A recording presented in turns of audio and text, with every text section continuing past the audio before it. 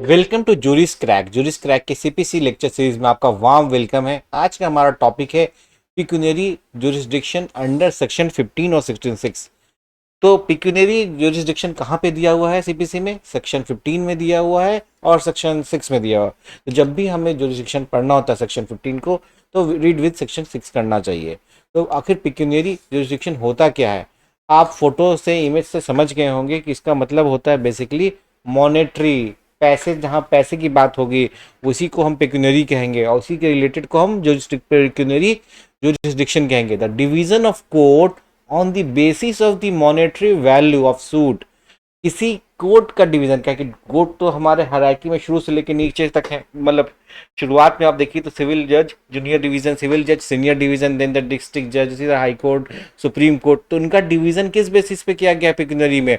On the basis of the monetary value. कितना value का suit आया है, कितना उसमें सब्जेक्ट मैटर का वैल्यू या रिलीफ का वैल्यू है, ये इस डिवीजन को हम लोग कहते हैं पेक्यूनरी जुरिस्डिक्शन। इसे हम पढ़ते हैं सेक्शन 15, सेक्शन 6 और सेक्शन 99 के सेकंड पार्ट के साथ। ये दोनों डील करता है सेक्शन 19 और 15 पिक्यूनरी जुरिस्डिक्शन क्या होता है। सेक्शन 15 बहुत ही छोटा सा सेक्शन है। क्या कहता है? Court in which suit to be instituted. Section बोलता है किस कोर्ट में आपको अपने सूट को इंस्टीट्यूट करवाना है।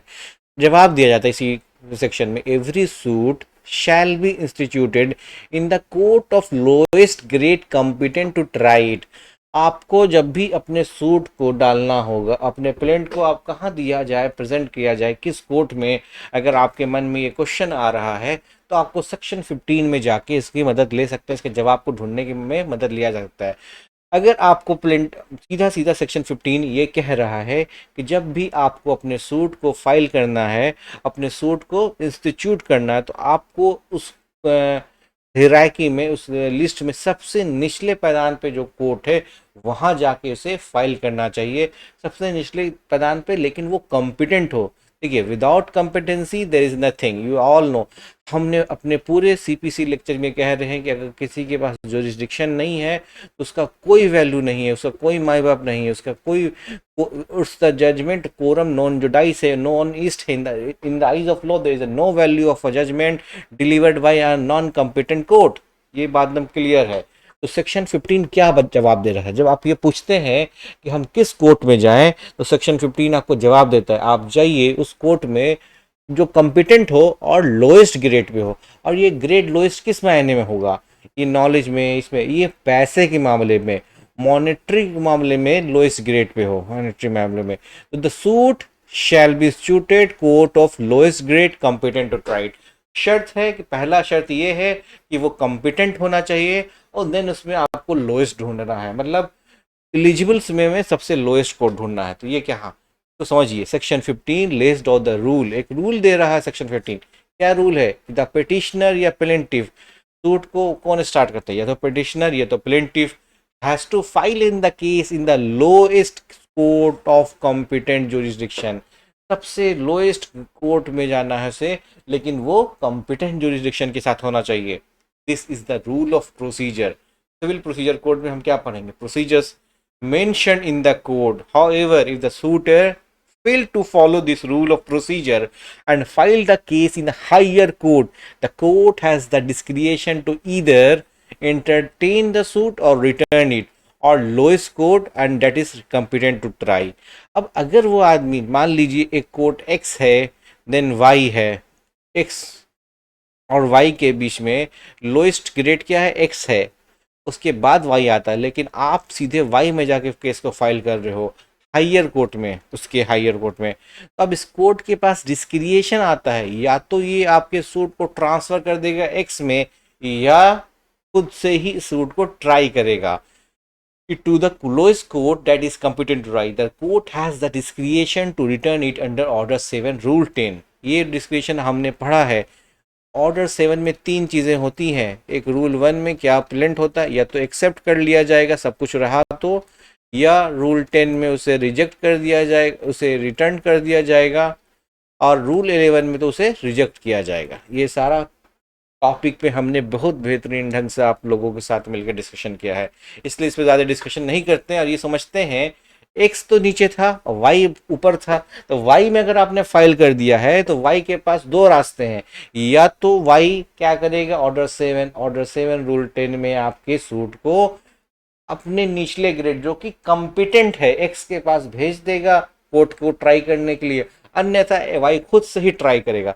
लेकिन अगर आप एक्स जो कि कंपिटेंट नहीं था और वाई जो कॉम्पिटेंट था, आप चले गए एक्स में अगर, तो इसके पास एक ही ऑप्शन बचता था, वो ऑर्डर 7 रूल 10 में किसको क्या करना है, मैंडेटरीली रॉन्ग फोरम में ये आ गया है तो इसको आपको राइट फोरम में भेजना। ये कभी भी इसे ट्रायल नहीं कर सकता, अगर ट्रायल कर रहा है तो उसका वैल्यू 0 होगा।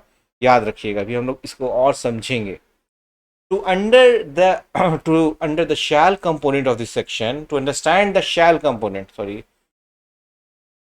the shall component of this section, we must take the reference of a very old case of Allahabad High Court, Mazhar Hussain and another versus Nidhi Lal on 13th December 1884. A bench of 5 judges goes deep in the concept. 5 जजेस के bench है, आज के नहीं, 1884 की. A instituted a case against B in the court of Munsif, who returned the plaint by holding that the value of the subject matter of the suit was more than 1000. अभी ए ने क्या किया, एक सूट को file किया, ए और ए ने B के अगेंस्ट एक फाइल किया एक सूट जिसकी वैल्यू थी 1000, मोर देन 1000। मुंसिफ ने उसे लेने से इनकार कर दिया, उसने बोला कि आपका जो सूट का वैल्यू है सब्जेक्ट मैटर का वो मोर देन 1000 है, मैं नहीं ले सकता, and hence beyond its jurisdiction. The plaint was taken back by a, जब इससे ही मुंसिफ ने ये बोला कि मैं इसे ट्रायल नहीं कर सकता हूँ कि हमारी इनकम्पिटेंसी इसको लेके, हम कम्पिटेंट नहीं है क्योंकि हमारा तो 1000 के नीचे ही 1000 तक है मामला, आपका तो सब्जेक्ट मैटर 1000 से ऊपर का है ना। ए ने बोला ठीक है, आप हमारे प्लेंट को वापस दे दीजिए। Plaint was taken back by A and was subsequently filed in the court of subordinate जज हु एक्सेप्टेड। अब इसे कहाँ फाइल किया गया, उसके ऊपर के हायरार्की में सबऑर्डिनेट जज के यहाँ, tried the case and passed the judgement. अब सबऑर्डिनेट कोर्ट को लगा कि हमारे पास जब जजमेंट है तो उन्होंने उसे ट्रायल किया और एक जजमेंट दे दिया। The decision was appeal to the district जज where the question arrows whether the court of subordinate जज had competent jurisdiction to try the case in first place as the value of the subject matter was less than 1000। अब ये question ये आता है जब ये appeal में जाता है डिस्ट्रिक्ट जज के यहाँ, उठता ये है कि जब सबऑर्डिनेट जज के यहाँ गया तो क्या सबऑर्डिनेट जज के पास ये जुरिस्डिक्शन थी उस केस को लेके जिसका वैल्यू लेस देन 1000 है, and was it right on the part of district जज to refuse to entertain the plea of defect in jurisdiction.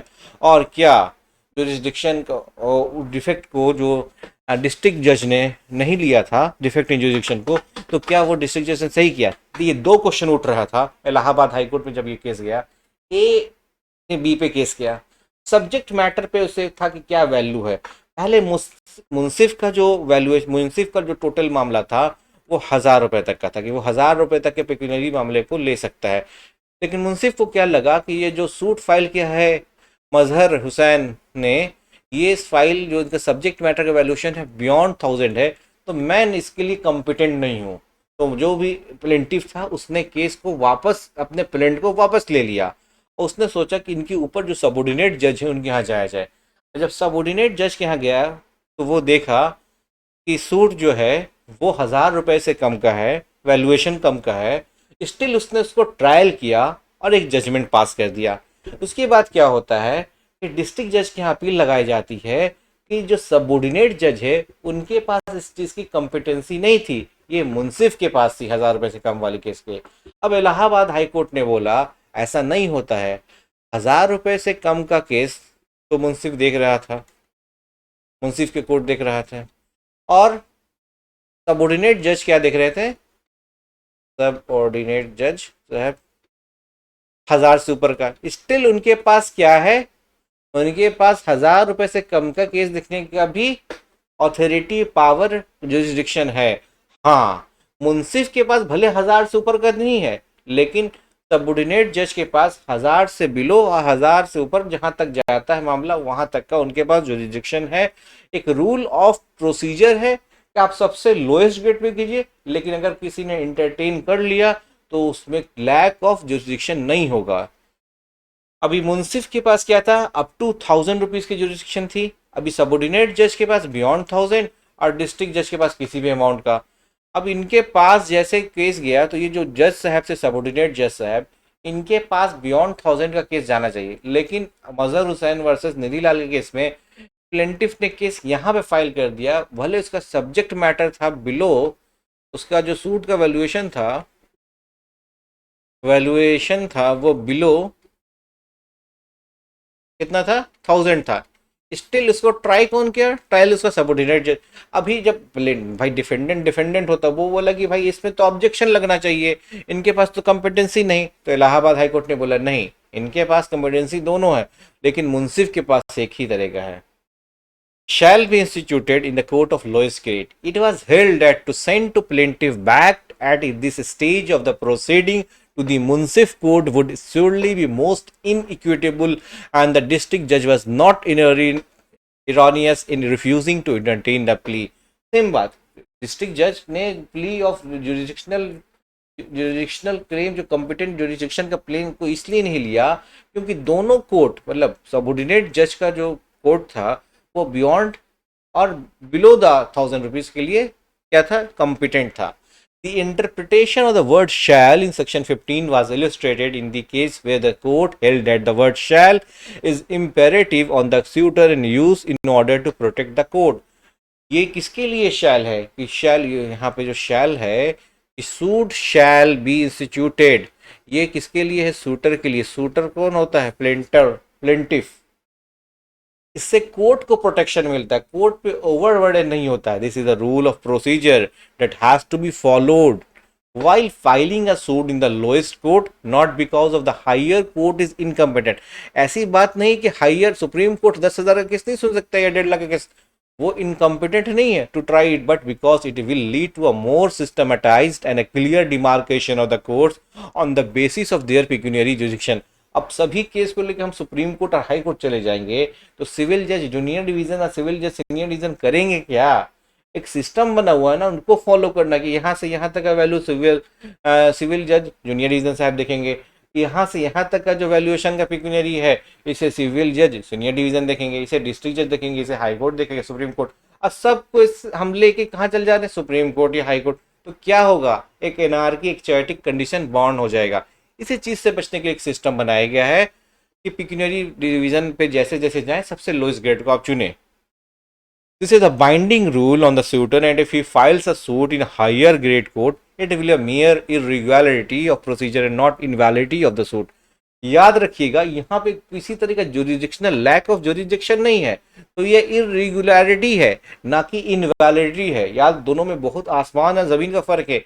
इससे रेस जुडिकाटा स्टैब्लिश किया जा सकता है, इससे स्टॉपल हो सकता है, इसका जजमेंट अगर finally heard and settle the dispute finally heard and determine the issue between the same parties, then it will work as apply as a res judicata. ये जजमेंट को as a res judicata, as acquiescence, as a आप estoppel use कर सकते हैं। लेकिन जहां इनवैलिडिटी की बात आती थी वो जीरो वैल्यू हो जाता है, नल एंड वाइड, उसका कोई यूज नहीं कर सकते हैं। कॉम्पिटेंट टू ट्राई, अभी इसमें एक और वर्ड है कॉम्पिटेंट टू ट्राई। अब इसमें क्या कहा गया इस केस में, देखिए, the meaning of competency has been explained in the case of Drona Valuja versus Vallabh Bhayosulu, AIR 1958, where it has been stated that competency in reference to section 15 is only pecuniary competence and not lack of jurisdiction of the superior court to try it. यहाँ पे बात बस pecuniary competence की हो रही है, और कोई सुपीरियर कोर्ट के पास कम ही नहीं है जुरिडिक्शन की, लेकिन एक सिस्टमैटिक ढंग को बनाए रखना है कि सभी कोर्ट का काम चले और सभी तरह की सिस्टमैटिक में करे, किसी कोर्ट का ज़्यादा पेंडिंग काम नहीं रहे और किसी एक के पास सब लोड नहीं रहे। तो देन एक सिस्टम फॉर्म कर रहा है section 15। The superior court is competent and has the jurisdiction to try the suit, but as a matter of order and convenience, superior court के पास सारा जुरिडिक्शन है, लेकिन वो मैटर और कन्वीनियंस सिस्टम को तोड़ना नहीं चाहता है। This principle was illustrated in the case of Mohani Mohan, where A instituted a suit against B in the court of subordinate जज, claiming recovery of possession of certain land. ठीक है, इन्हें कहाँ सूट दाखिल किया, अपना प्रेजेंट किया इन द सबऑर्डिनेट जज for the position of certain land. We raised an objection that the suit was over valued and that it should have been filed in the court of Muslim. We ने objection, देखिए defendant का काम क्या है, हर चीज में रंगा डालना, हर चीज में ऑब्जेक्शन करना। उसने डाल दिया रंगा। वी ने बोल दिया कि जो तुमने सूट डाला है सबऑर्डिनेट जज के यहाँ वैल्यूएशन दिखा के, यार इसका वैल्यूएशन तो कम है, तुमको जाना चाहिए था मुंसिफ के यहाँ। This issue was brought up by for hearing and the court held that though the party had jumped the hierarchy। इस बात को कोर्ट ने माना कि वैल्यूएशन कम है, अंडर वैल्यू है, लेकिन जितना दिखाएगा उतना वैल्यू नहीं है, उसे आना चाहिए था मुंसिफ के यहाँ से, लेकिन पार्टी ने हायरार्की जंप किया है। The subordinate court stand competent to take the case and adjust it. लेकिन स्टिल सबऑर्डिनेट जज के पास वो कॉम्पिटेंसी है कि वो उसे सुन सके, the power to hear and the power to determine the issue and then settle with a final judgment. It is a valid suit and would not lead to the invalidity of the judgment. It was also held that there are multiple courts that might have competent jurisdiction। जब भी ऐसी बात होती है तो concurrent jurisdiction में कई सारी कोर्ट्स है जिनके पास क्या है, competent jurisdiction है। and it is not necessary that the munsif or the lowest court will always have the competent jurisdiction over the case। अब कंपिटेंसी को देखियो, plaintiff want to file a suit of valuation of INR 15,000 रुपए का इसका suit का valuation है। अभी सबसे देखो ये जो जगह है ना, यहाँ पे सिविल जज जूनियर डिवीजन को दिया गया है 1,000 रुपए तक का जुरिडिक्शन, सिविल जज 1,000 से 10,000 रुपए तक का सीनियर डिवीजन। अभी सब जूनियर जज 1,00,000 से 10,000 से 1,00,000 का, district court any amount, high court any amount. Plaintiff के पास क्या 15,000 का केस, तो क्या सिविल जज में जाएगा, इसके पास लैक ऑफ जुरिडिक्शन